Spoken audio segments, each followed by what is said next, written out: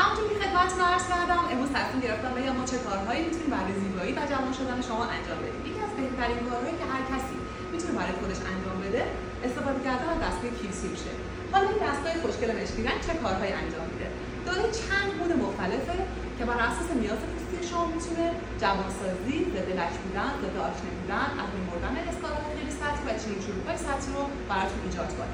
خب دوستای عزیزم، کار بعدی که ما تو کلینیکمون انجام میدیم انجام کار خیلی فوق‌العاده‌ای به اسم PRP. این دستگاه که می‌بینید اینجا یه سانتریفیوژ خیلی فوق‌العاده است که ما خونی که از خود شما میگیریم و کاملا سازگاری با بدنتون داره رو می‌ریزیم داخل لوله‌های این شکلی و با یه سری مواد خاص که در حقیقت جوانسازی یا ضد لک یا رشد ریشه‌های مو رو بیشتر می‌کنن مخلوط می‌کنیم، می‌ذاریم توی سانتریفیوژ با 7000 دور میچرخونش و بعد یک پلاسمایی خیلی فوق‌العاده به ما میده که ما اون لطفاً کامنت کنید برامون اگر اینجا تشریف آوردید و از خدمات ما راضی بودین، نظرتون رو چه خوب چه بد برامون بنویسید. متشکرم.